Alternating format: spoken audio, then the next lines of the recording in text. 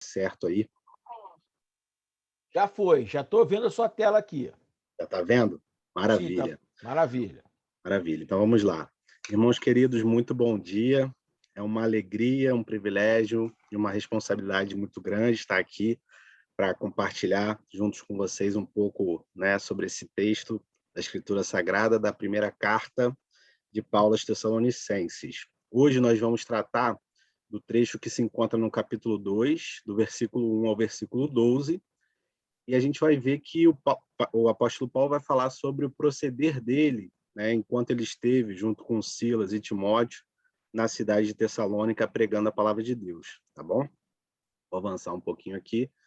A gente vai avançando e vocês fiquem à vontade, como já é de praxe, de interromper com comentários e dúvidas, tá? Então vou fazer uma pequena introdução aqui sobre esse trecho da primeira carta. Esse trecho, ele é uma defesa que o apóstolo Paulo vai fazer da sua conduta em Tessalônica. A gente sabe, né, pelas aulas que nós já tivemos, as duas primeiras aulas, que o período em que Paulo pregou a palavra em Tessalônica foi relativamente curto, né? O evangelista Lucas, no seu Atos dos Apóstolos, ele relata cerca de 3 sábados que ele pregou ali na sinagoga de Tessalônica, e depois, logo em seguida, a gente vai falar daqui a pouco com mais detalhes, levantou-se uma grande perseguição de um grupo de judeus que ficaram com inveja da pregação de Paulo. Essa perseguição foi tão agressiva que os cristãos da cidade acharam mais seguro e prudente que Paulo e Silas e Timóteo pudessem sair daquela cidade. Então, eles tiveram que fugir, literalmente. A linguagem empregada pelo apóstolo nesse trecho, ela traz a impressão de que os inimigos que perseguiram, né, com tenacidade, com agressividade, os cristãos da cidade, logo após a saída de Paulo e seus 2 companheiros de viagem missionária, eles começaram também uma campanha difamatória, tentando macular, manchar o caráter do apóstolo Paulo e dos seus 2 companheiros de viagem.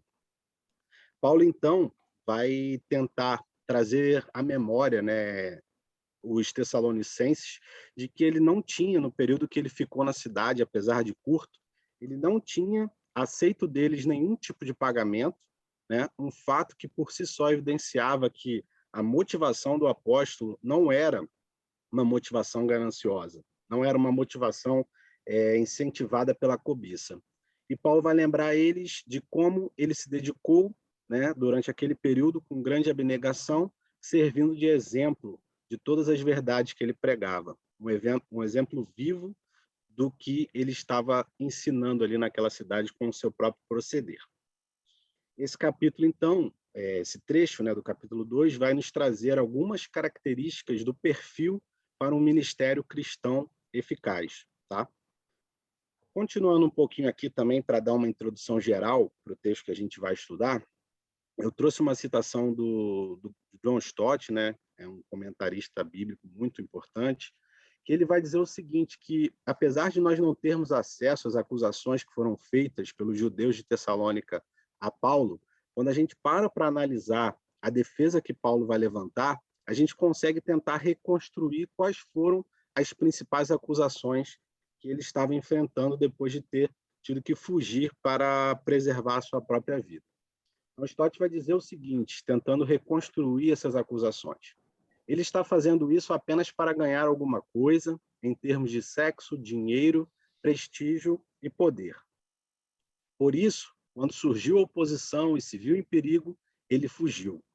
Ele não se preocupa com vocês, discípulos de Tessalônica. Ele abandonou vocês. Então, os judeus que levantaram a perseguição, a gente falou e vai ler daqui a pouco de novo, prenderam a Jason, que era quem estava provavelmente hospedando o apóstolo Paulo na cidade, levaram ele para os magistrados, causaram um motim na cidade. Como eu falei, assim que Paulo sai da cidade fugindo pela sua própria vida, eles começam essa campanha difamatória, dizendo que Paulo tinha abandonado os tessalonicenses e que os motivos que levaram a Paulo a ir até aquela cidade, falar com eles e ensinar, eram motivos espúrios e motivos que buscavam o seu próprio benefício, né? Avançando mais um pouco aqui, irmãos, a gente vai trazer um sumário, né, de alguns tópicos que a gente vai ver com mais detalhes daqui a pouco, desse texto, No versículo 2, a gente aprende que o perfil de um pregador eficaz é aquele pregador que prega com coragem o evangelho, mesmo diante da perseguição. Mais um pouquinho à frente no texto, a gente vai ver que o pregador eficaz ele é aquele que evita motivos impuros, engano, bem como uma pregação que vise agradar as pessoas. A gente vai ver também que o pregador eficaz ele evita o emprego de bajulação, né? E ele não é ganancioso. A motivação de um pregador verdadeiro do evangelho não deve ser agradar as pessoas, mas sim agradar a Deus, para não ser buscar o louvor dos homens, mas sim agradar a Deus. Não ser um peso, mas sim manso e bondoso no trato com seus ouvintes. Ministrar com amor, muito trabalho e santidade, e encorajar, consolar e exortar os ouvintes que estão ouvindo a pregação do Evangelho. Então, agora a gente vai começar a entrar um pouquinho mais na leitura do texto e, passo a passo, também destrinchando um pouco mais cada argumento que Paulo vai fazer na sua defesa. Peço que todos, por favor, mantenham as Bíblias abertas, porque a gente vai precisar, e eu vou pedir para que cada um me ajude com a leitura dos textos, tá? Quem pode ler, Fred, por favor? Sim. Fred, só você, por favor, você pode botar a tua transparência que você tirou, você está indo meio rápido, você botar a anterior, a transparência anterior, que você listou tudo, né, sobre o pregador. É muito interessante tudo isso, né? Então, o que me faz, que me chama a atenção, que são várias virtudes, né, que o pregador tem que ter. E essas virtudes todos nós precisamos ter. Então, eu digo que a gente tem que estar realmente cheio do Espírito Santo, e o pregador tem que estar cheio do Espírito Santo para ele poder ter essas virtudes todas e, principalmente, ter amor pelas pessoas, como você botou lá no final, né? Que é o que ele diz no verso 8, ministrar com amor e muito trabalho. Outro dia eu vi um pastor falando que ele tem um problema, ele não gosta de pessoas. Um pastor conhecido, desses grandes aí, lá de São Paulo, falando isso. E, quer dizer, eu fico pensando como que um pastor, né, pode falar uma coisa dessa. Se você tem o Espírito Santo, Jesus disse que nós iríamos ser conhecidos pelo amor, como é que ele não pode gostar das pessoas? Né? Então, isso, para mim, é incompatível. Então, essas virtudes todas aí que você coloca, que você está listrando, que Paulo fala, né? Obviamente, só pode estar todas juntas num pregador quando ele está cheio do Espírito Santo. E a gente pode falar de tabela de nós também, como a pregação de hoje, né? Fica exortando a gente a pregar. A gente só vai poder levar o evangelho se a gente estiver cheio do Espírito Santo.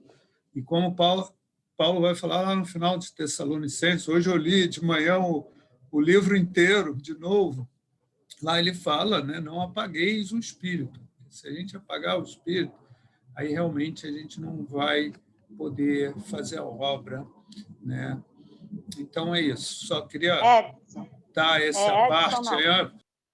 Queria pedir desculpa que eu cheguei atrasado, enrolou algumas coisas aqui, eu tive que desenrolar. Desculpa aí. Evandro, apesar dele ter esses dons todos, você vê como é que ele foi duramente perseguido, injustiçado, né?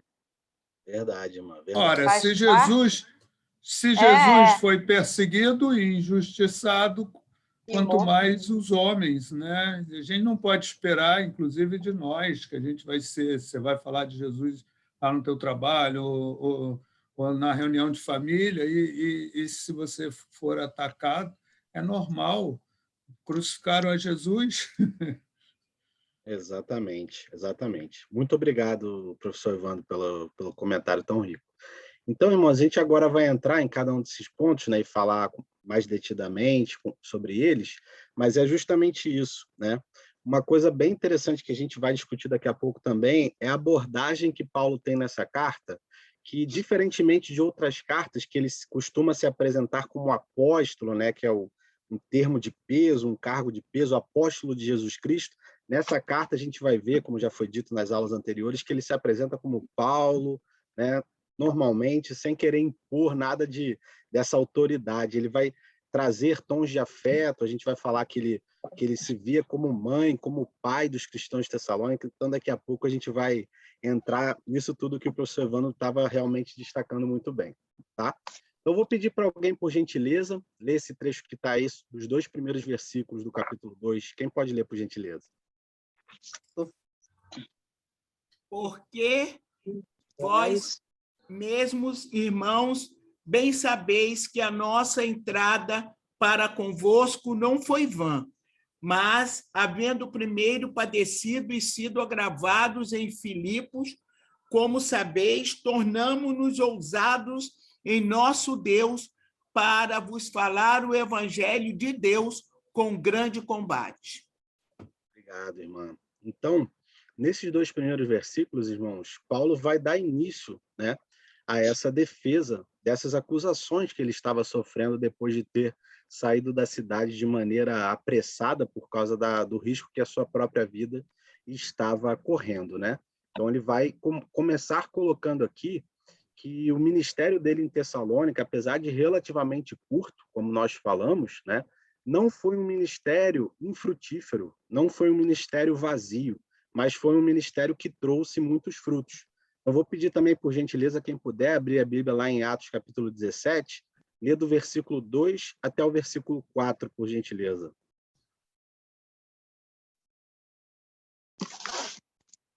E Paulo, como tinha por costume, foi ter com eles, e por 3 sábados disputou com eles sobre as Escrituras, expondo e demonstrando que convinha que o Cristo padecesse e ressuscitasse dos mortos. E este Jesus, que vos anuncio, dizia ele, é o Cristo. E alguns deles creram e ajuntaram-se com Paulo e Silas, e também uma grande multidão de gregos e religiosos, e não poucas mulheres principais. Amém, irmã. Então, a gente pode ver, por esse relato que Lucas está fazendo, né, desse período que Paulo passou na Tessalônica, que apesar de ser curto, como a gente falou, mas ele foi frutífero, né? Não só judeus se converteram, mas uma numerosa multidão de gregos piedosos e muitas mulheres importantes. Então, de fato, apesar de terem sido um pouco mais de 3 semanas, 3 sábados que ele passou pregando a palavra nas sinagogas ali de Tessalônica, o resultado que ele alcançou foi bastante expressivo, com muitas conversões, com muitas pessoas, né, rendendo a sua vida à pregação cristocêntrica de Paulo. Então, essa é a primeira defesa que ele faz, de que o período que ele trabalhou ali foi curto, sim, porém não foi infrutífero. Outra coisa que ele vai dizer em sua própria defesa é que, mesmo ele tendo sido maltratado, né, na cidade de Filipos, a gente sabe, viu nas aulas anteriores também, que na segunda viagem missionária que Paulo vai fazer, antes de chegar à cidade de Tessalônica, ele passa primeiro pela cidade de Filipos, né? Depois que ele tem aquela visão do varão macedônio falando para ele, passa a Macedônia e ajuda-nos. Então, quando ele entra na Macedônia, a primeira cidade que ele vai com Silas é a cidade de Filipos. Quem pode ler, por gentileza, Atos 16, versículos 22 a 24, só para a gente recordar um pouquinho como foi essa passagem de Paulo em Filipos. Eu posso. Levantou-se a multidão unida contra eles, e os profetas, rasgando-lhes as vestes, mandaram açoitá-lo com varas. E depois de lhes darem muitos açoites, os lançaram no cárcere, ordenando aos carcereiros que os guardassem com toda a segurança. Este, recebendo tal ordem, levou-os para o cárcere interior e lhes prendeu os pés no tronco. Vejamos então, irmãos, como foi difícil, né, e como que foi sofrida, literalmente, a pregação de Paulo em Filipos, né? A gente lembra que na cidade havia uma jovem endemoniada que tinha um espírito de adivinhação, né? E Paulo, constrangido com a exploração, literalmente, que os senhores daquela jovem faziam dela, porque esse espírito demoníaco de adivinhação fazia com que ela adivinhasse algumas coisas e conseguisse dinheiro para as pessoas que eram ali responsáveis por ela. Então, quando Paulo resolve interromper aquela exploração diabólica da jovem, né, adivinhadora pitonisa da cidade de Filipos, aqueles senhores se veem com seus lucros, né, em risco e resolvem, então, levantar uma revolta contra Paulo e Silas, e eles vão ser açoitados, né, aqui, como nós vimos, em praça pública, despidos, né, e vão ser presos. E uma coisa interessantíssima que Paulo vai até falar quando ele vai ser solto depois em Filipos, é que tanto ele quanto Silas, eles possuíam a cidadania romana. E a cidadania romana dava a eles o direito de não ter sido açoitados sem que tivesse um julgamento formal, porque isso era muito sério na sociedade da época, que os cidadãos que eram romanos por cidadania tivessem o seu direito de defesa e julgamento respeitados. Então, as autoridades de Filipos ignoraram isso completamente, definiram uma sentença sem nenhum julgamento de Paulo e Silas, açoitaram eles e os prenderam na prisão. Então, o que Paulo está argumentando aqui? Poxa, se eu fosse um mercenário, um charlatão, eu teria desistido da minha jornada já em Filipos, porque não deu certo. Eu levei varas, eu levei açoites, eu fui preso.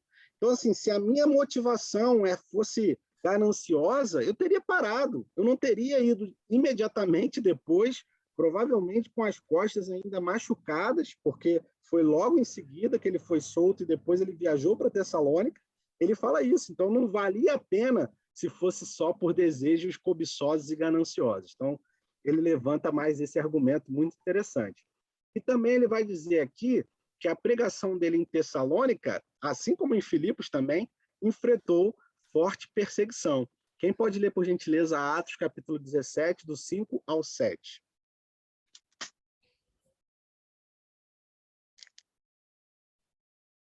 Posso? Pode. Mas os judeus desobedientes, movidos de inveja, tomaram consigo alguns homens perversos dentre os vadios. E, ajuntando o povo, alvoroçaram a cidade e, assaltando a casa de Jason, procuravam trazê-los para junto do povo. E, não os achando, trouxeram Jason e alguns irmãos à presença dos magistrados da cidade, clamando: Este que tem alvoroçado o mundo, chegaram também aqui, os quais Jason recolheu, e todos eles procedem contra os decretos de César, dizendo que há outro rei, Jesus. Então vejam vocês, irmãos, após passar tudo que nós acabamos de ler lá em Filipos, como eu falei, provavelmente ainda com as marcas nas suas costas das varadas que recebeu, Paulo continua sua viagem missionária, vai para a cidade de Tessalônica, e como ele diz aqui também no versículo 2, nós tivemos ousada confiança em nosso Deus para anunciar a vocês o evangelho em meio a muita luta. Então ele vai forçar essa memória dos tessalonicenses de que a estadia dele em Tessalônica também foi muito conturbada, como nós estamos vendo aqui nesse texto que manda para nós. Então ele começa com esses argumentos a sua defesa, certo? Agora ele vai entrar aqui no versículo 3 para falar um pouco a respeito do conteúdo da mensagem que ele pregou enquanto ele estava em Tessalônica. Quem pode ler, por gentileza, esses dois versículos aí, 3 e 4, de 1 Tessalonicenses 2? Pois a nossa exortação não procede de erro ou de intenções impuras, nem se baseia no engano. Pelo contrário, visto que fomos aprovados por Deus, de Ele nos confiar o Evangelho. Estou aqui na frente. Obrigado, irmã.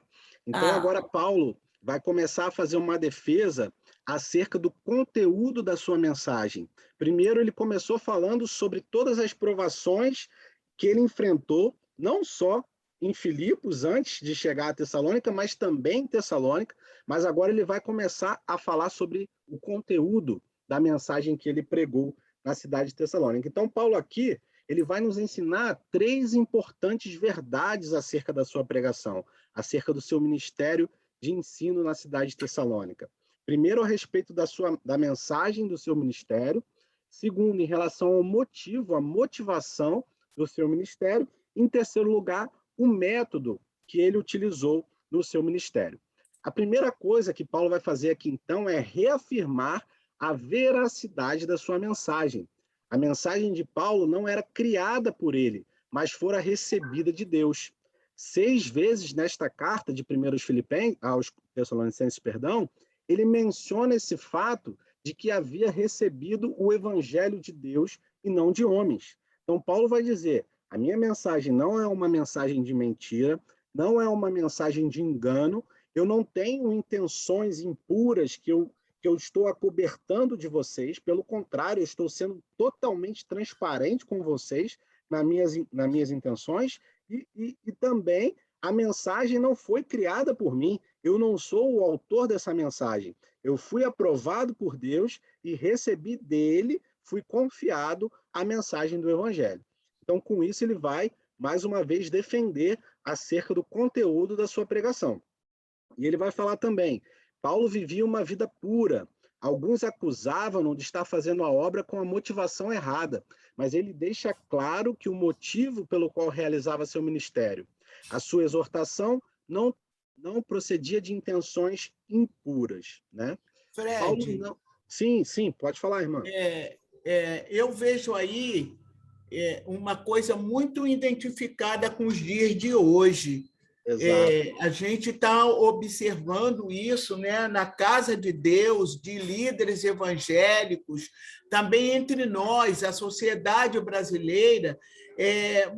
Eu acho que até por conta, né, dos falsos profetas, como diz a palavra, nós também somos obrigados a ouvir coisas que nos escandalizam. Mas Paulo, ele estava tão revestido, ele estava com tanta autoridade de Deus para falar, que ele nem ligou. Hoje, eu acho que, quando falam alguma coisa sobre nós já ficamos meio entristecidos, já não queremos, se canta no coral, não quer cantar, não quer mais pregar a palavra, mas ele foi acusado de coisas horríveis, né? Até praticamente de dizer que ele era um ladrão, que ele estava ali para ofertas, que ele estava ali para sexo. Imagine um homem passando por tudo que Paulo passou, está ali por conta disso. Então, essa coisa da unção de Deus, da presença de Deus na vida dele, é uma coisa muito importante. Eu acho que passa para nós, né, não um dever, mas uma experiência com Deus, né? Que só uma experiência com Deus nos faz vencer diante dessas inverdades, desses invejosos, porque o que eles tinham era muita inveja de Paulo, porque eles, sim, não pregavam um evangelho vivo, né? Um evangelho ali libertador. Então, censurou Paulo de tudo quanto é jeito, inclusive de cura. Posso aproveitar o gancho da Benedita? Por favor. Foi muito importante o que você falou aí, Benedita, a respeito do Paulo e de sua pregação. Foi um encontro dele com o próprio Deus, com Jesus. Essa foi a transformação. Ele de perseguidor para sua pregador, de lobo mau a cordeiro. Aquele momento na estrada de Damasco em que Jesus fala com ele. Então, por isso que ele é apóstolo, ele teve um contato direto com o Deus Supremo, com Jesus. Essa é a verdadeira transformação, que todos nós temos essa transformação na medida que o Espírito nos toca. Mas Paulo teve um contato direto com Deus. E ele teve um papel diferentemente de Jesus, porque Jesus trouxe a mensagem perfeita e entregou aos discípulos no Sermão do Monte. Paulo veio com toda essa carga teológica distribuída em suas cartas. Graças a Deus, Deus nos deu esse legado através do Paulo, como pregador e ministro. Paulo era um cara inteligente, um judeu romano, criado, acredito, em excelentes escolas, ele era muito inteligente. Então, você vê o trato que ele tem com as palavras, conforme ele escreve com as pessoas, e o carinho, a evolução com que a maturidade da fé de Paulo vai crescendo, como ele vai escrevendo a sua teologia, que ele nos deixa tudo isso pronto, porque foi indicado por Jesus, pelo Espírito Santo. Então, muito boa intervenção. Ele tem contato com Deus. Opa! Edson e Benê, que eu quis falar com o Evandro, que até Jesus foi perseguido. O duro é que ele foi perseguido por irmãos em Cristo, entendeu? Aí eu não sei se Benedito ouviu que o Evandro disse que tem um pastor que disse que não gosta de gente, deve gostar só de bichinho, não sei. Então, o duro é isso, entendeu? E como a Benê falou, hoje em dia a gente está vendo isso também. Hoje em dia a gente está vendo isso. Olha, eu ouvi uma vez que eu gosto muito do pastor Josué, até porque quando o pastor me levou para a igreja, né? Josué foi aquele que me deu toda sabe, todo apoio espiritual para mim me casar, que a minha igreja não queria deixar eu casar, aquela coisa, você só casa da Assembleia, só casa se for da Assembleia, aquela coisa toda. E ele foi assim, eu tenho ele muito no meu coração.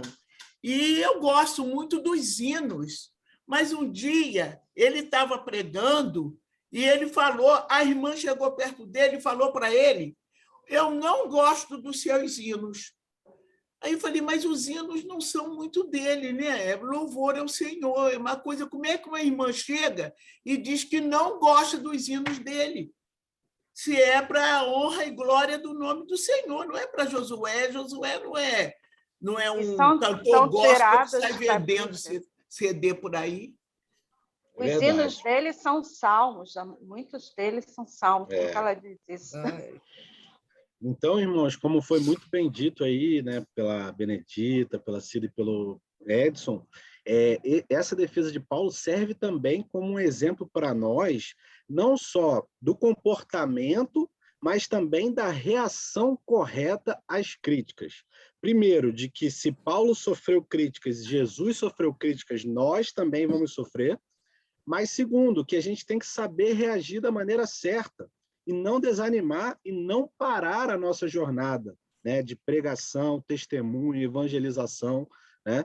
Então, muito bem colocado mesmo, é isso mesmo, é um exemplo que Paulo está dando para todos nós que vamos, como ele mesmo diz em uma de suas cartas, aqueles que querem seguir a Cristo certamente padecerão perseguição. Isso é uma coisa certa, né? Jesus falou, no mundo teremos aflições, mas tem de bom ânimo, porque eu venci o mundo. Então, como foi muito bem colocado, Paulo também está nos dando, sim, um exemplo de como reagir às críticas. Isso foi muito bem colocado mesmo. Muito obrigado pelos comentários. Vamos seguir aqui, então, irmãos. Então, ele vai continuar agora falando, né, sobre uma questão também que é bastante presente nos nossos dias, que é uma pregação que vai visar agradar as pessoas, aos ouvintes e não a Deus, né? E enquanto eu estava estudando esse texto, lendo, né, e meditando, eu vi também o quanto ele é importante para que a gente consiga julgar no bom sentido, né, com discernimento do Espírito Santo, as pregações que a gente escuta, as igrejas que a gente tem hoje em dia, as lideranças das igrejas, né? Porque Paulo ele vai colocar aqui que o líder verdadeiro, guiado pelo Espírito Santo, o pastor, ele não deve estar preocupado em agradar a sua audiência. Ele deve estar preocupado, sim, em agradar a Deus, que foi quem o chamou e quem confiou a ele a pregação do Evangelho. Então, vamos avançar aqui. Quem pode ler, por gentileza, os versículos 4 e 6, que estão aí na tela?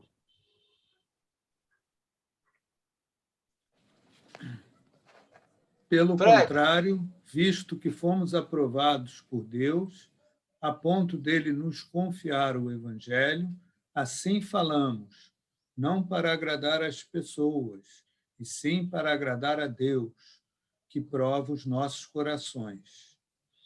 Também jamais andamos buscando elogios das pessoas, nem de vocês, nem de outros. Quer falar, Edson? Pode falar. Eu acho que você pulou o versículo 5 aí no slide. Vai entrar daqui a pouco. Ah, isso mesmo? Ah, tá bom. Tá bom. Daqui a pouco a gente entra com ele. É só para juntar o assunto. Tá bom. Mas obrigado. Nada. Então, irmãos, dando continuidade aqui, Paulo sabia que a sua pregação do evangelho nem sempre iria agradar aos homens, né? Mas na mente dele, ele tinha muito claro que o mais importante era continuar agradando a Deus. E é interessante a gente notar que, ao longo das suas jornadas de pregação, suas viagens missionárias, Paulo tentou tornar o evangelho o mais atraente possível, mas ele nunca mudou o seu foco principal, a personagem principal, e ele nunca comprometeu questões como a necessidade de arrependimento e perdão dos homens, Jesus como sendo o único salvador da humanidade, a cruz, a ressurreição e a nova vida com Fala para ele Cristo. assistir essa escola dominical para ver se ele gosta. Acho que foi um comentário externo. Então, por Bom, exemplo... mas aqui a gente pode... Eu gostaria de falar alguma coisa, porque, Claro. na verdade, como a gente tem falado aí, né, o evangelho ele não agrada a todos. Muito pelo contrário, Jesus mesmo falou que esforçai-vos para passar pela porta estreita, né? Largo é o outro caminho, né? As pessoas querem viver segundo as suas vontades, fazer aquilo que gostam, e o evangelho não é isso. O evangelho é a gente procurar fazer a vontade de Deus, não a nossa vontade. Exatamente. Evandro, aí... isso não coincide com a palavra de hoje? O culto de manhã, a pregação de manhã era exatamente isso. Né? Falou que existe céu e inferno, que a gente não pode deixar, quer dizer, pregar o evangelho também é passar por constrangimento, né? De falar a verdade, porque às vezes a gente fica querendo falar só aquilo que agrada, Jesus é maravilhoso, vai te salvar. Jesus é maravilhoso, vai te salvar, mas um dia nós vamos ter que prestar conta disso. E o mundo gosta muito desse discurso, como a gente diz hoje em dia, politicamente correto, né? Que todos os caminhos levam a Deus. Né? E a gente não tem um discurso politicamente correto. Não, só Jesus se leva a Deus. Né? Eu ia falar não isso, qualquer caminho. Eu ia falar isso. Lá no caminho largo, tem um monte de irmãozinho achando que ele está debaixo da graça, de que vai dar tudo certo, estou perdoado e vou continuar sem me santificar e longe do pecado. Não, ele vai para perto do pecado, no caminho largo. Por quê? Porque o pecado é sedutor. A gente tem que fugir. Como é que eu vou fugir do pecado? Só buscando a Cristo, só orando e lendo e estando dentro da exortação e da admoestação dele, de Jesus. Buscando o fruto do Espírito Santo, né, Edson? Fruto do Espírito Santo. Eu só consegui largar o tabagismo jejuando há muitos anos, graças a Deus. Eu queria fazer um comentário aqui, gente. Posso? O Daniel está falando. Por favor, Daniel.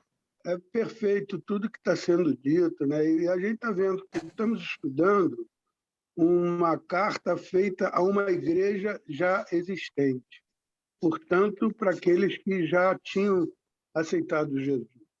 E no mundo de hoje, né, a gente tem visto muito isso, essa dificuldade que temos tido, eu pelo menos, né, a gente tem nos alimentado já como cristãos da palavra, aprofundando esse conhecimento. Mas eu tenho visto muita dificuldade do modo de como abordar os não-cristãos, fazer o verdadeiro evangelismo. Para quem não entende o que é salvação, o que é o Senhor da nossa vida, o que é a vida eterna, né? Porque o mundo hoje vive um hedonismo fantástico aí, né? As mídias todas nos levam a procurar aquilo que é melhor para nós, estar longe de Deus. Quando a gente prega a palavra do Senhor para que conheçam a Deus, a gente realmente se torna assim avesso aos valores do mundo, né? Então é isso. Eu só queria fazer esse comentário, né? A nossa EBB é para fortalecer a fé dos que já são, mas eu sinto falta de um ensinamento de abordagem àqueles que não são evangelho. Desculpa, eu não sei se eu estou dentro do que está sendo dito, mas é uma coisa que me incomoda muito. A gente não ter uma direção, um ensinamento nesse sentido, de Daniel, você também vai... abordar, entrar... Me dá só um minutinho, por favor. De abordar, entrar de uma maneira que não seja entrar de sola, agredindo aos valores do mundo, mas de uma maneira amorosa. Eu sinto falta disso, entendeu? É muito bom, eu amo a escola bíblica, me enriquece, participo, quero mais e mais aprofundar esse conhecimento, mas a gente precisa ter mais ensinamento de abordagem a quem ainda não é de Jesus. É isso, desculpa. Tá. Pode falar aqui. Pastor Antônio Carlos diria que seria uma abordagem com doçura. Deixa a Cris falar. A Cris ia falar. Exatamente, confirmando o que o Daniel falou, eu também tenho muita dificuldade de abordar sobre Cristo, abordar os ensinamentos bíblicos, porque eu não consigo, para aqueles que não são... É muito fácil a gente falar para quem já é cristão. Agora, conversar com quem é cristão sobre as maravilhas de Jesus é maravilhoso. Daniel, A gente... Quem não é... E eu tenho Desculpem, gente, eu ter desviado o rumo da palavra de hoje. Desculpa, Daniel, é só mas é uma coisa que está no meu coração. Vamos lá, Fred.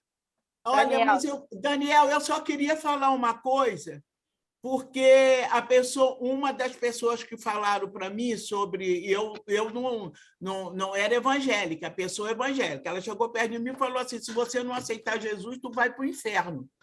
A outra chegou perto de mim, sabia que eu gostava muito do carnaval, aí ela começou a falar de carnaval comigo.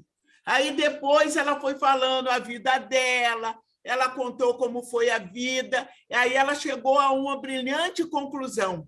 Ela disse, você precisa provar essa outra coisa. Exato. Porque você vai ver que coisa maravilhosa. E foi essa pessoa que mais tocou no meu coração e eu deixei o carnaval mesmo. Comecei a meditar na palavra. Uma abordagem doce, né, Bené? Falando das coisas que o mundo nos oferece, mas mostrando o verdadeiro amor, o que é. Muito legal esse exemplo. Daniel, eu tenho muitos amigos homossexuais, que são meus amigos queridíssimos, que me ajudam, que quando eu estou precisando de fazer companhia no hospital, amo eles. Então, em relação à abordagem, o que você falou tem tudo a ver, entendeu? Eu vou em gotas homeopáticas mostrando para eles. Mas eu vi um transexual que foi operado falando, o lugar do homossexual é dentro Deus apareceu para ele numa parada cardíaca que ele teve. O lugar do homossexual é dentro da igreja. Mas como que a gente vai fazer se eles chegam na igreja e o pessoal já começa a apontar e você está pecando, entendeu? Eu, às vezes, tenho vontade de convidar eles, mas eles têm medo. E eu também, de como vão tratar eles, entendeu? Não quero que eles sofram. Alguns comentários sobre isso, para a gente poder avançar aqui, é o seguinte, primeira coisa, lembrar o que a gente aprendeu quando estudamos as cartas de Pedro, quando ele diz, digam a verdade em amor. Ou seja, nós devemos continuar pregando o evangelho. O evangelho é a boa notícia da salvação que Deus propiciou para os homens que estavam em inimizade com ele por causa do pecado. Porém, essa verdade tem que ser dita em amor, né? Então, realmente, isso é importante, ter essa sensibilidade da forma que nós vamos abordar.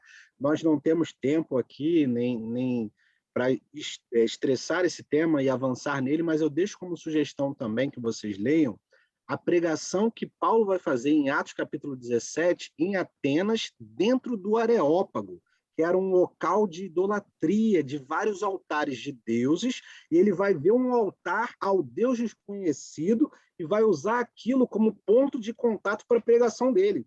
Então, ele pega um ponto da cultura local, idólatra, a cultura de Atenas era idólatra dos pés à cabeça. E ele, claro, com muita sabedoria, iluminação do Espírito Santo, ele pega aquele ponto da cultura E a pregação dele começa com um altar a um Deus desconhecido. Ele vai falar, ó, esse Deus para vocês é desconhecido, mas eu conheço. Ele é criador dos céus, criador da terra, ele que nos dá vida, ele vai usar esse ponto de contato. Então, assim, deixo como sugestão, né, para quem depois possa ler, Atos 17, a pregação que Paulo vai fazer em Atenas, no Areópago. Eu acho que é uma boa ilustração dessa... É perfeito isso, Fred, isso é perfeito. E a gente tem que lembrar que quem realmente convence as pessoas é o Espírito Santo. A gente não pode querer tomar o lugar dele. Eu tenho uma experiência rápida, que eu vou contar rapidamente, lá no trabalho. Eu não sou muito bem visto, justamente por ser cristão. Lá é um ambiente que as pessoas consideram isso algo ruim, de gente sem muito conhecimento, sem muita capacidade, enfim. Mas o chefe de departamento, um dia, a mulher se separou, e um dia ali ele chegou a mim, vamos almoçar, e começou a contar a história dele, e eu falei várias coisas.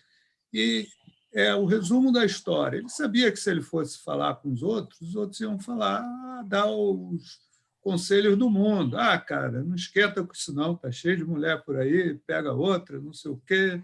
Mas eu senti que ele estava triste, né? Então aproveitei essa oportunidade e geralmente acontece assim, as pessoas se chegam a Jesus quando passam por algum problema, alguma dificuldade inesperada, e aí é o momento da gente dizer, né, que Deus aplane os nossos caminhos, Jesus veio para isso, para consertar nossos caminhos, para nos iluminar, para nos dar sabedoria. Então, é isso. Esse é o que eu queria dizer, né? E, obviamente, cada caso é um caso, mas assim, a gente precisa do Espírito Santo, realmente, para cada caso, nos guiar ali. É a segunda vez que você fala isso, me chama a atenção. Aí eu vou falar para você, apesar de você ter mais tempo, estar mais na frente,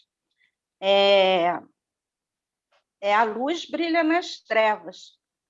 Você ora, Senhor, como eu oro no meu trabalho. Eis-me aqui, usa-me, envia-me. Porque você não pode, é a segunda vez que você fala que as pessoas te veem mal. Não é assim que as pessoas têm que te ver. Elas têm que ver você com algo diferente. Então, você ora assim, eis-me aqui, usa-me no seu ambiente de trabalho.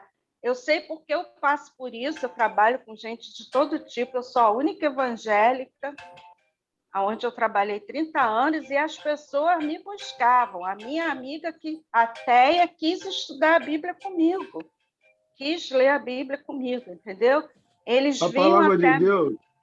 Mas é isso que eu estou falando, Cidinha.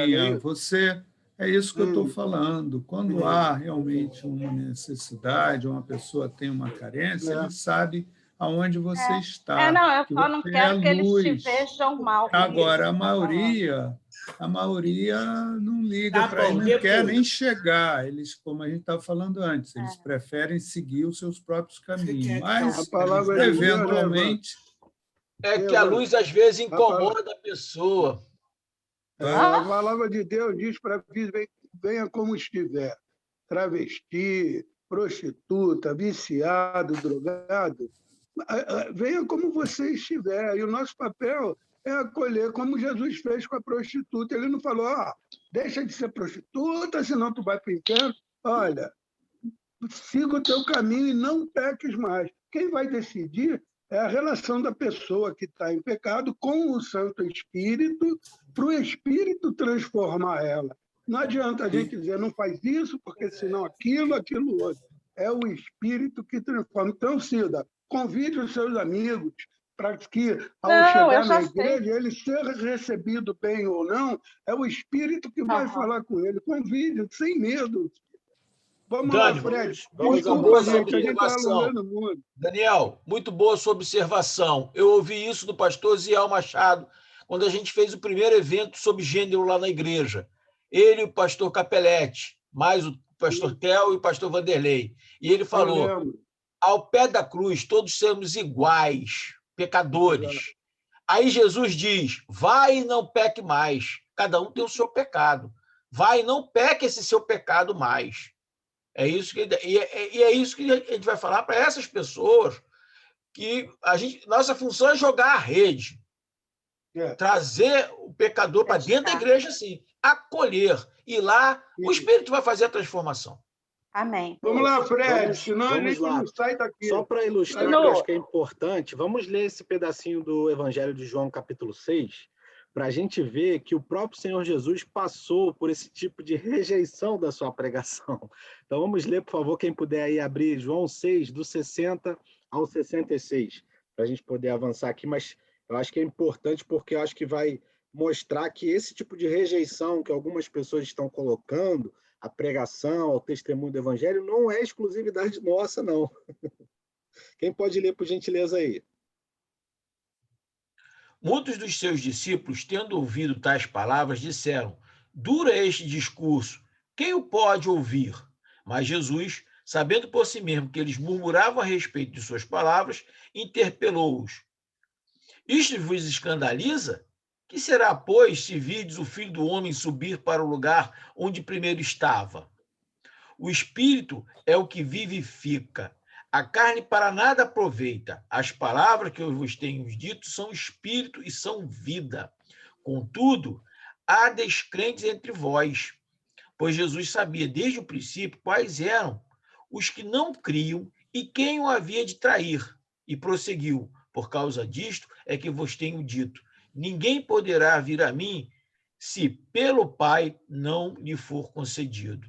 À vista disso, muitos dos seus discípulos o abandonaram e já não andavam com ele.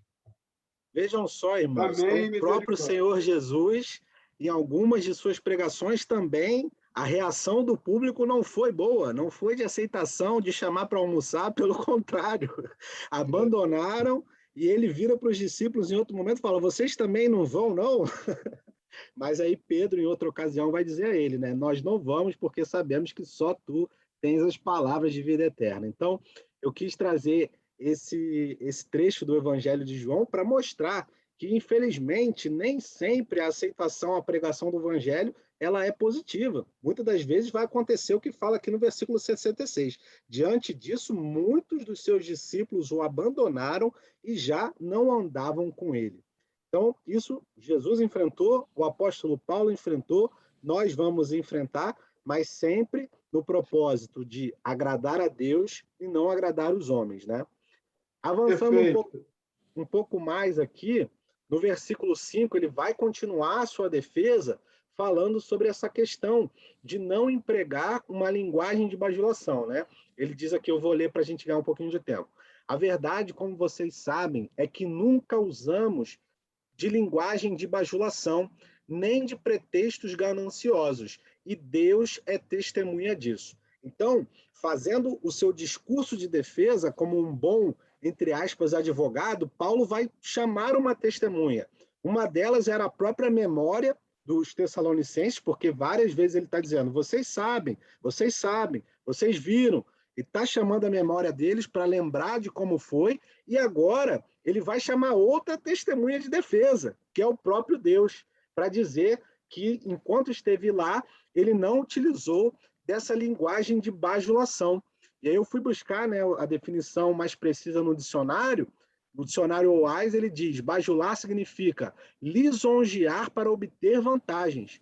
Então, em outras palavras, é fazer elogio a alguém com o objetivo de obter algum benefício com isso. Porém, não foi isso que o apóstolo Paulo fez em sua passagem por Tessalônica. Como a gente já leu aqui, né, em Atos 17, 2 e 3, a sua pregação ela foi inteiramente focada no Evangelho de Jesus e não a agradar seus ouvintes para obter lucros, né? E também a prova disso, de que ele não estava ali para bajular ninguém, foi a reação que a pregação dele gerou numa parte dos seus ouvintes, que foram, que a gente também já leu, de que alguns judeus, né, ao ouvirem a pregação de Paulo e ao verem os frutos que nós falamos, né, de conversões, numerosas conversões de judeus, de gregos, de mulheres, ou seja, Os frutos foram os mais variados possíveis. Os judeus da cidade ficaram, como diz o versículo 5, com inveja de Paulo, o que motivou os judeus a fazerem toda aquele levante contra Paulo e seus amigos. Então, ele vai voltando aqui para dizer, olha, eu não fiz nada disso, o meu interesse não era agradar vocês, a minha linguagem não foi uma linguagem de bajulação, além de vocês serem testemunha disso com a memória que vocês têm, Deus é testemunha disso. Então, ele traz Deus agora para ser a sua testemunha de defesa. Isso foi muito legal também. Fred, inclusive, eu creio que essa referência a bajuladores, Paulo está se referindo a principalmente os judeus homens que bajulavam a corte romana. Eu acho que essa referência busca esse tipo, que foram os poucos convertidos quando Paulo pregou nas sinagogas, porque a maioria foram gregos e mulheres de classe, né? Quer dizer, e havia esse contato dos judeus que queriam bajular a corte porque tinham retorno, obtinham vantagem com isso. Talvez a referência seja. Verdade. Então, irmãos, ele está, mais uma vez, aqui avançando, né, na sua defesa. Então, agora, avançando mais um pouquinho no versículo 7, ele vai dizer o seguinte: embora, como apóstolos de Cristo, pudéssemos ter feito exigências, né? Na versão Almeida Revista Corrigida, ele diz servos pesados, nós preferimos ser carinhosos quando estivemos aí com vocês, assim como uma mãe que acaricia os próprios filhos, né? Então, como a gente estava falando há um tempinho atrás, a forma com que Paulo trata a igreja em Tessalônica, ela é muito afetiva. E ele vai trazer aqui uma metáfora muito interessante de uma mãe. E aqui, quando a gente vai olhar a palavra no grego original, é uma mãe que amamenta, é uma mãe que ainda está amamentando um filho recém-nascido.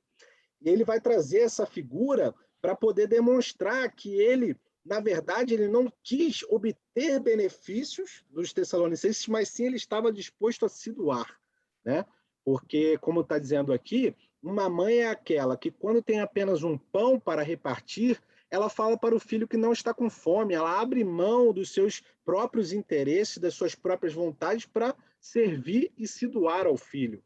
Uma mãe se dispõe a abrir mão dos seus direitos a favor dos filhos. De modo semelhante, o apóstolo Paulo tinha o direito de exigir dos tessalonicenses o seu sustento, mas ele, abnegado involuntariamente, abriu mão desses direitos para suprir as necessidades do Tessalonicenses, como uma ama carinhosa que acaricia os próprios filhos, né? O Fred, eu também acho que, nesse caso, ele protegia muito os novos convertidos, porque, sem bajular, mas com um novo convertido, também se a gente der uma dose muito forte, né, ele não vai, porque o novo convertido, a pessoa não se converte para convertir. Naquele momento ele quer seguir.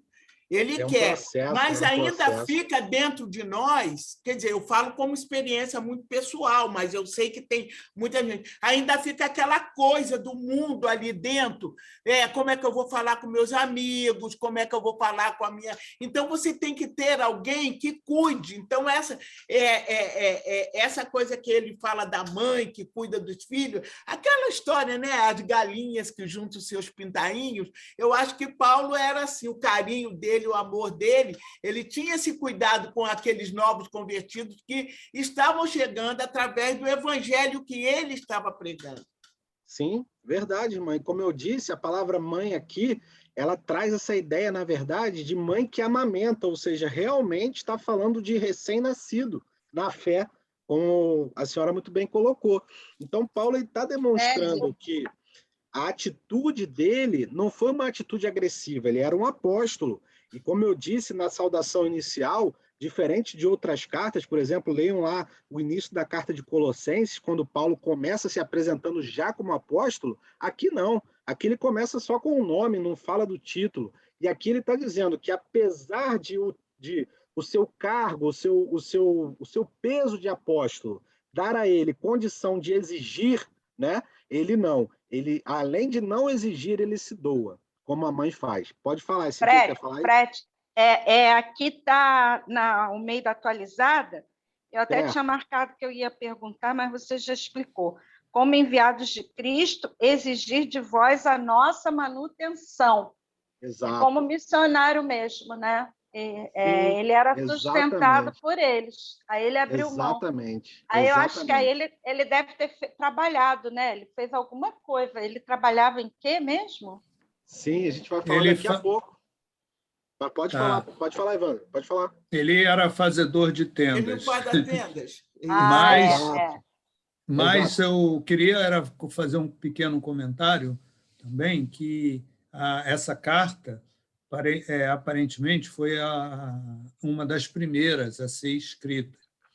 Então, Paulo estava demonstrando aí um amor, vamos dizer, de peito aberto, mas eu imagino que ele levou tanto levou tanta cipoada e foi tão perseguido, humilhado, que nas cartas seguintes, né, ele já primeiro, como você citou aí, a de Colossenses, ele já fala logo, ele conta a experiência, que foi um evangelho que foi pregado diretamente de Deus para ele, então, porque provavelmente ele deve ter levado muita cipoada aí de todo mundo ao longo dos anos que se passaram. Verdade.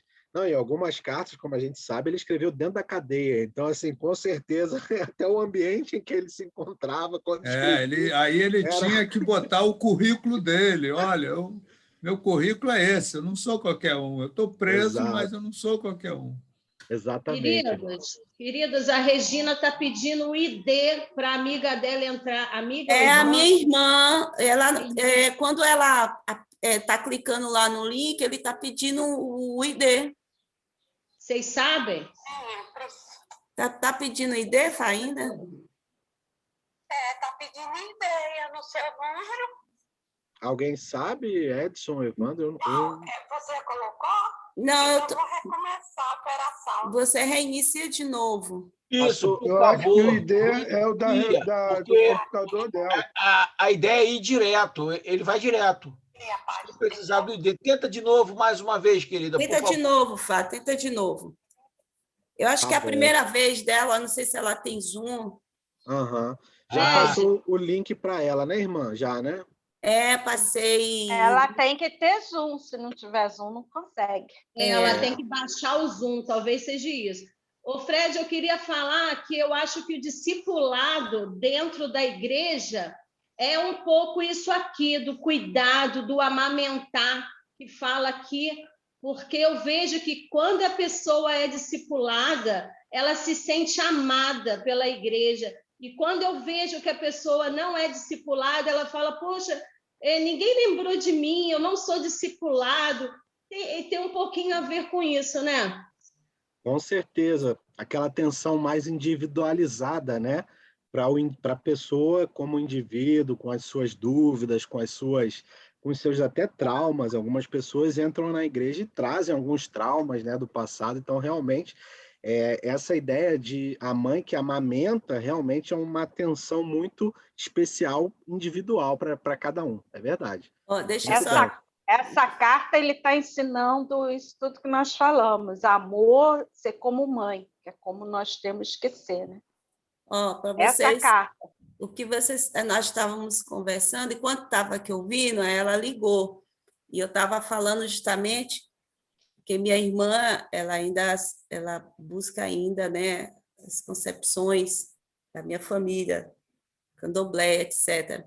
Então, no momento que ela estava conversando, aí ela estava falando de uma trajetória, nosso sobrinho passou, onde ele andou pelo satanismo, né?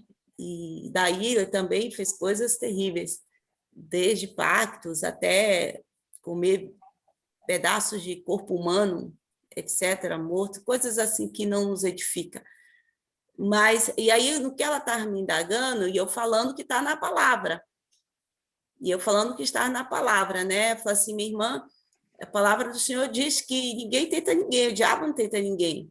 Se ele caminhou por esse caminho, foi porque a carne dele, o homem natural dele, se inclina para isso. E ela, horrorizada, eu falando assim que E não é diferente o pecado dele para o nosso. Quem mente, quem... Nós, humanamente, é que temos esse olhar. Então, eu estava justamente colocando para ela assim, falar, não tem jeito, a vida só está no Senhor, não importa. Agora, o Senhor, ele perdoa todas as coisas, e agora Deus tem um tempo de restaurar as coisas. Aí, eu estou colocando isso que eu estava falando aí, né? Como não falar coisas duras, às vezes, né? Como não virar. Mas é uma questão de salvação, né? Agora, eu penso que esse amor vem quando a gente tem uma consciência no Senhor de que nós saímos das trevas também. Eu acho que está tudo nesse sentimento, quando você verdadeiramente se arrepende e se sente que foi necessitado do perdão de Deus.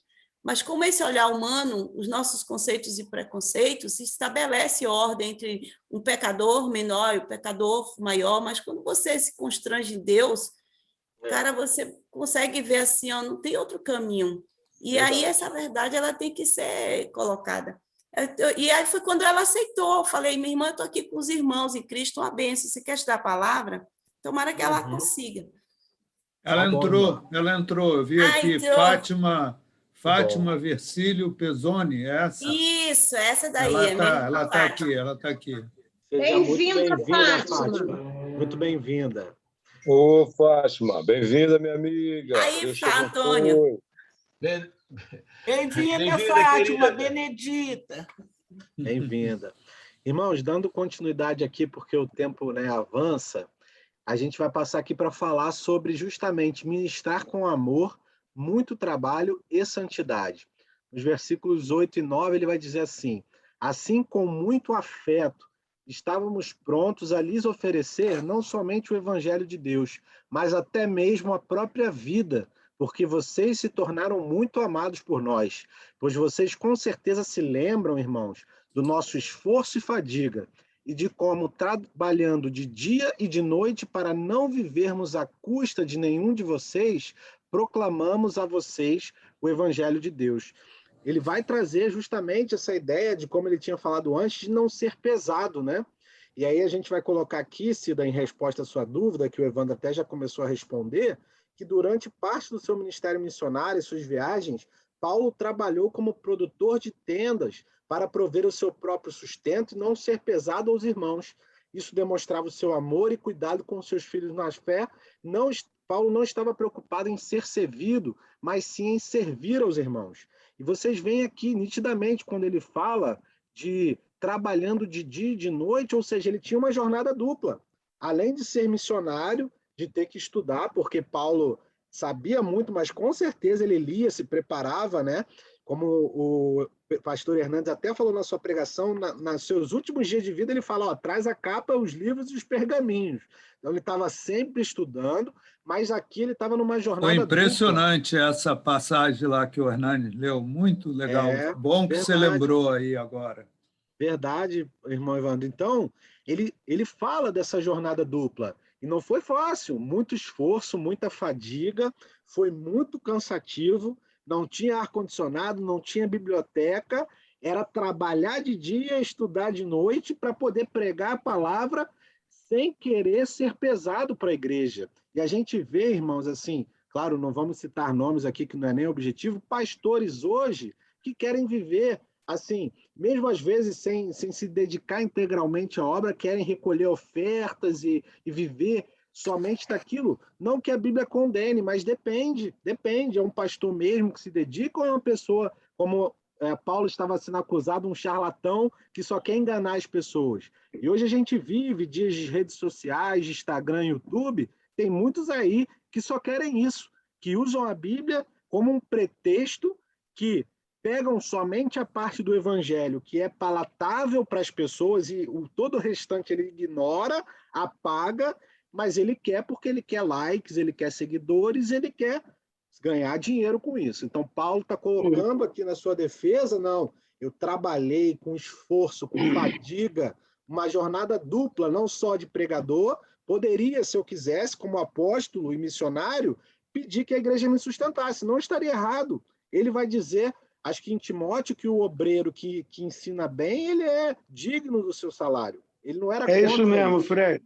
Só um comentáriozinho, né? Pastores atuais que esquecem que pregar a palavra é chamado, vem do coração, não é profissão. É só isso só.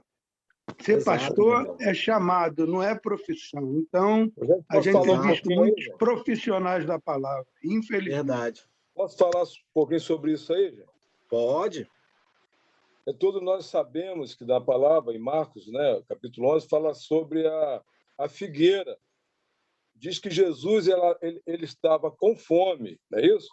E ele avistou a figueira frondosa, muito linda, muitas folhagens, mas ao chegar perto, o que aconteceu? Não havia um fruto, mas ele estava com fome.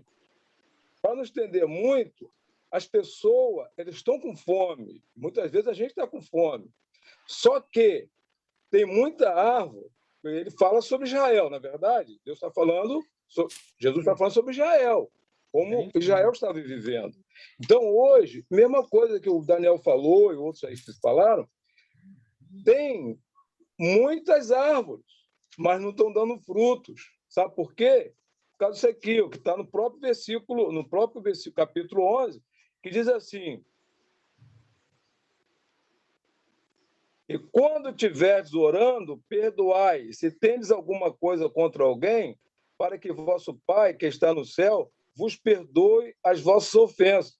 Mas se vós não perdoardes também vosso Pai, que está no céu, vos também não perdoará as vossas ofensas. Ou seja, tem que estar no Senhor, meus queridos.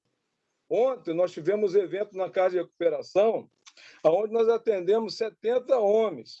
E ontem nós fizemos o 17º aniversário da casa, onde quase 500 pessoas estiveram ali, e nós temos de costume fazer um almoço para as pessoas que estiverem ali.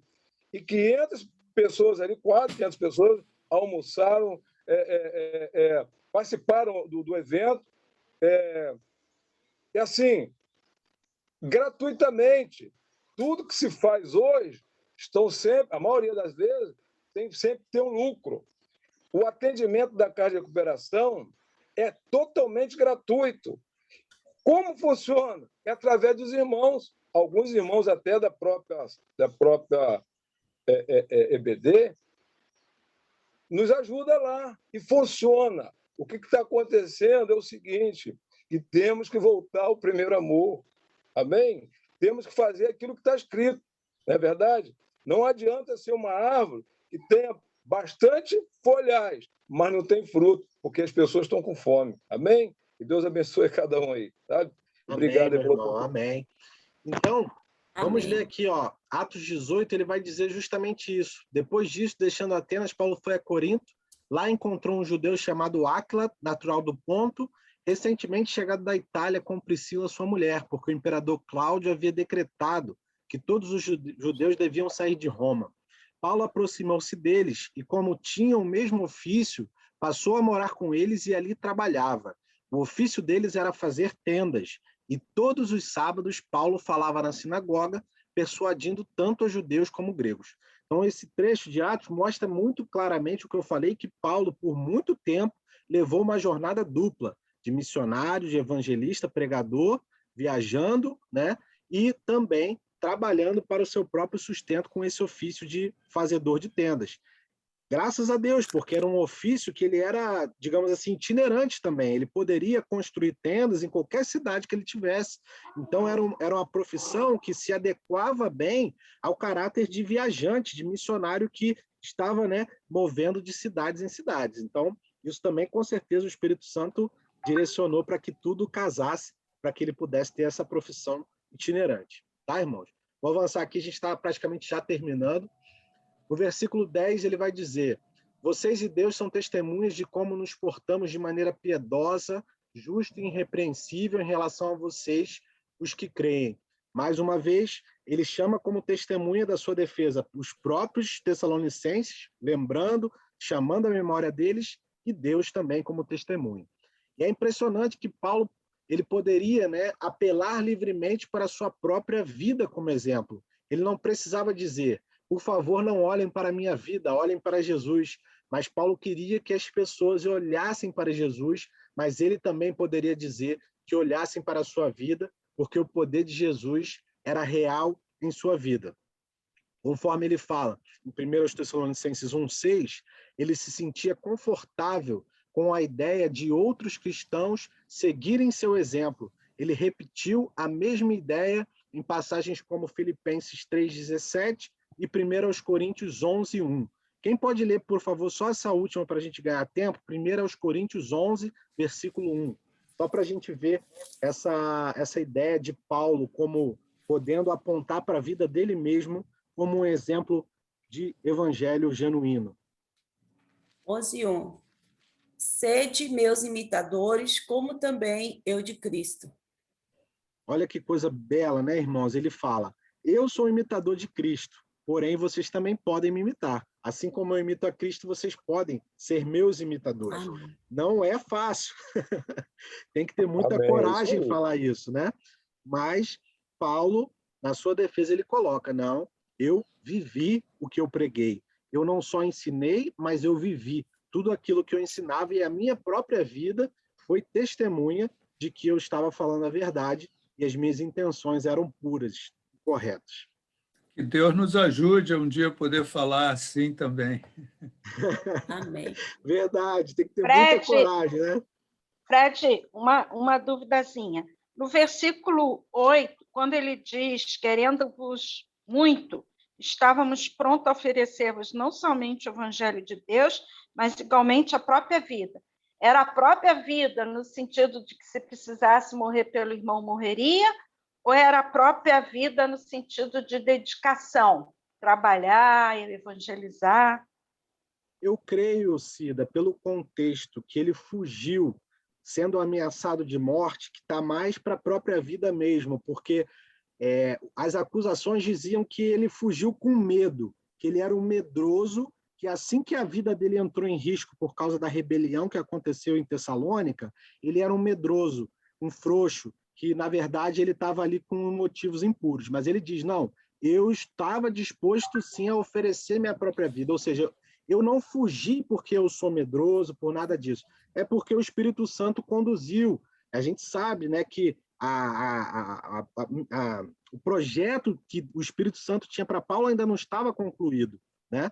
Que ele teve que passar por outras cidades, por Corinto, por Atenas, e o ministério dele ainda tinha muito para desenrolar.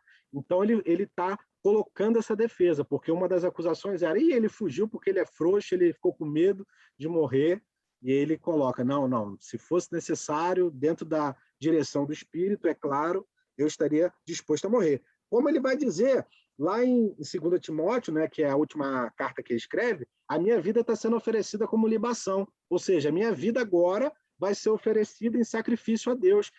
Combati o bom combate, acabei a carreira, aí sim ele tinha acabado a carreira, aqui ainda não, aqui a carreira dele ainda tinha capítulos a serem desenvolvidos, mas lá em 2 Timóteo, quando ele vai de fato ser decapitado e morto, como a gente também aprendeu com o pastor Hernandes naquela mensagem maravilhosa, ele fala, combati o bom combate, acabei minha carreira, ou seja, ele tinha consciência de que a missão dele como missionário aqui na Terra estava concluída, guardei a fé.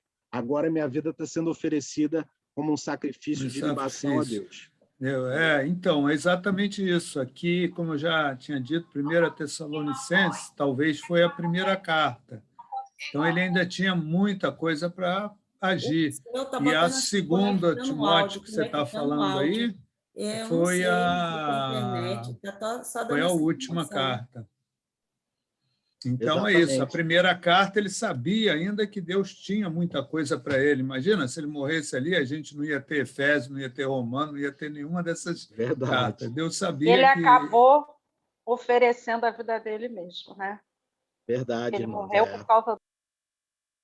Realmente. Avançando aqui, então, para o último trecho aqui, para fechar a nossa aula, versículos 11 e 12, ele vai dizer...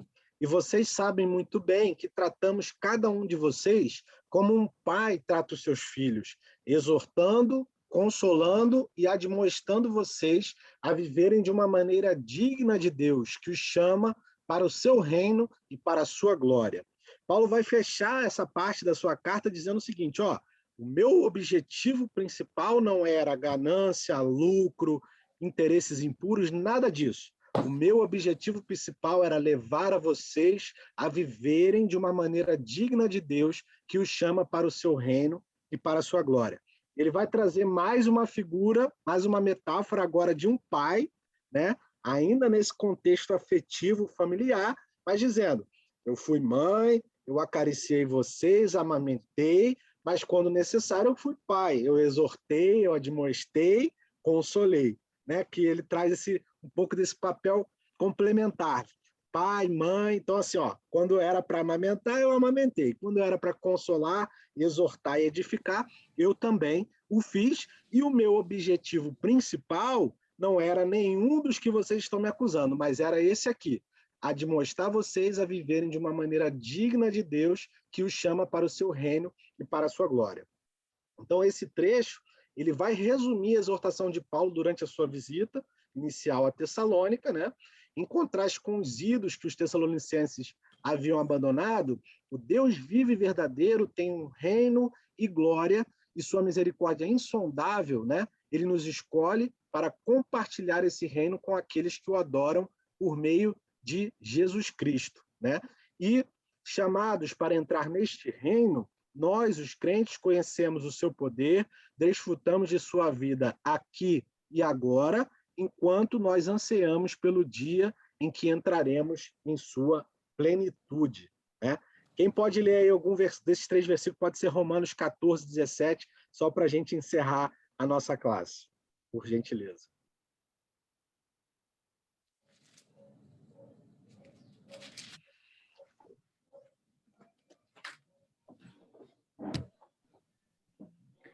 Porque o reino de Deus não é comida nem bebida, mas justiça e paz e alegria no Espírito Santo. Amém, amém. Paulo, Paulo Romanos sabia... 14, 17. Exato. Ele sabia, né, que o reino de Deus, ele não era comida nem bebida, mas paz, justiça no Espírito Santo. Então é isso, irmãos, era essa o objetivo real, principal do apóstolo. Não lucro, ganância, interesses impuros, enganos, mas sim nos fazer andar e viver dentro desse reino através, é claro, da obra do Espírito Santo na nossa vida, pregação do Evangelho, ensino das Escrituras, como a gente está fazendo aqui hoje. Então, aqui eu encerro a minha participação e deixo aí, né, o professor Evandro, o Edson, por favor, aí, conduzir o encerramento. Amém. Muito bom, Fred. Muito bom. Obrigado. Muito bom. Excelente. E a participação dos alunos da mesma forma. As contribuições são muito, como se diz assim, ilustrativas e trazem crescimento para a gente. Muito bom. Parabéns, Fred. Um Gostei muito. Você é muito gente. didata. Foi uma bênção. Todas são. Parabéns, Fred. Mais um talento que se revela aqui na nossa igreja para ministrar as aulas aqui da EBD. Verdade, muito boa. Fred faz seminário, Fred? Você é seminarista? Irmã, eu já fiz há uns anos atrás, não cheguei a concluir, mas eu estou sempre estudando por conta própria. Assim, eu tenho um interesse, um apreço muito grande na Bíblia, em teologia, então eu estou sempre lendo, entendeu?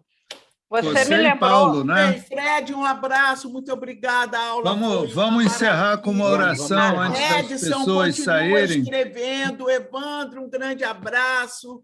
Mas quem está vamos aí, fazer uma oração antes da gente Benedita, encerrar, depois da notícia do seu filho e depois olha lá o seu zap. Eu vou ligar para ele agora. Domingo que vem nós temos a van premier do nosso querido Daniel. Gente, quero agradecer o Fred e a Camila, porque Camila abriu mão de horários com o Fred. Obrigada, Camila.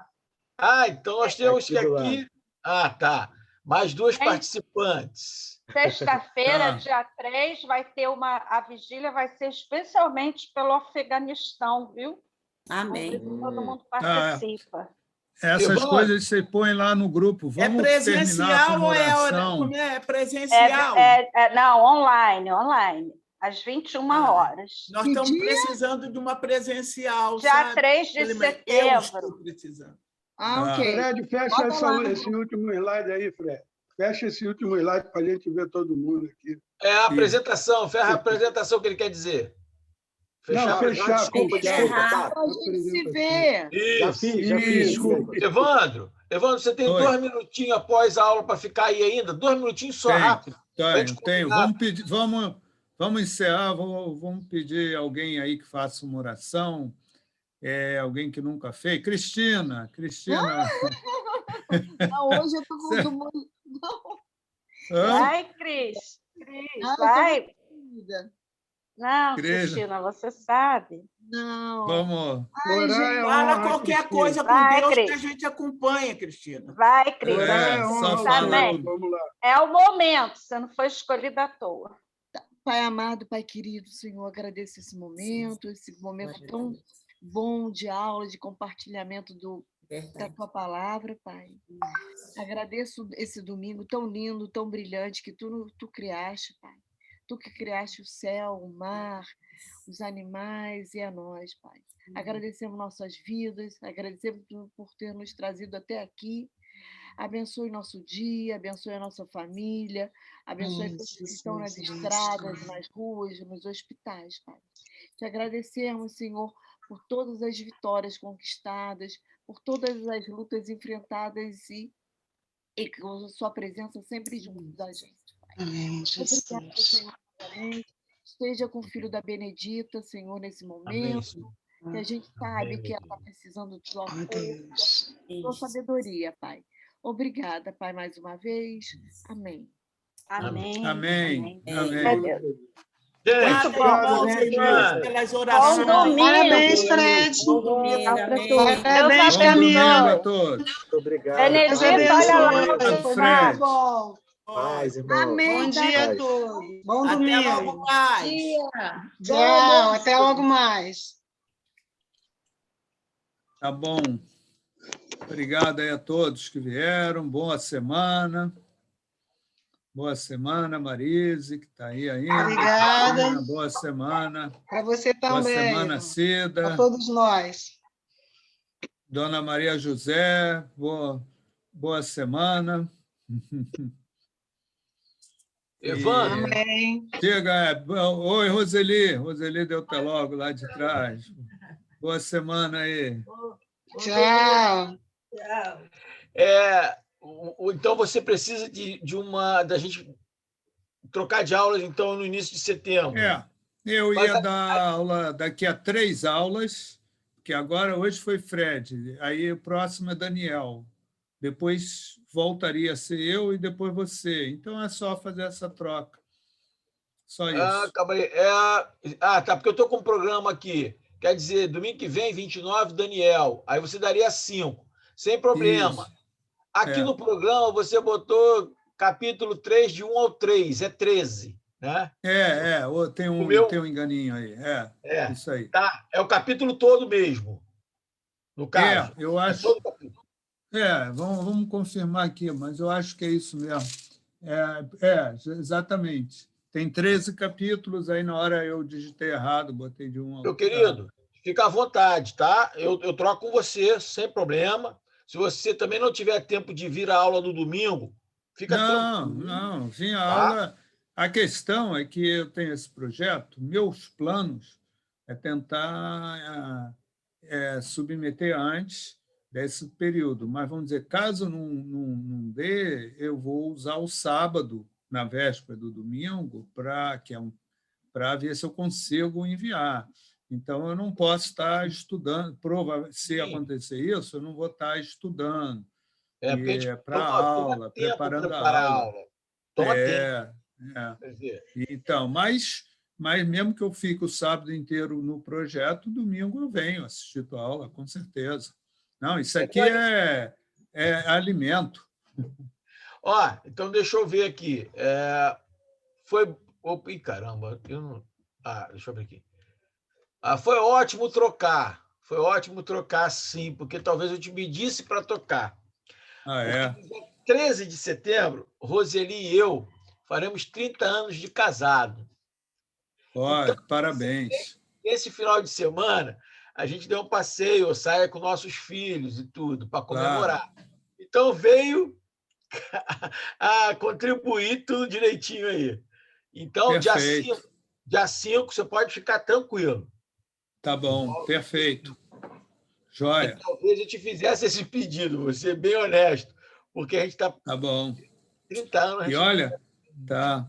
E olha que coisa legal, né? Hoje foi a primeira aula do Fred, né? Bacana, deu, muito boa, com segurança, com organização do tempo, muito legal. Muito didática, legal.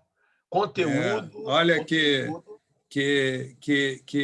joia que a gente garimpou para a Betânia, né? Mais um garoto novo, pode estar aí dar aula por anos e anos aí. Eu vou, inclusive, dar esse feedback no núcleo. O Lucas estava assistindo.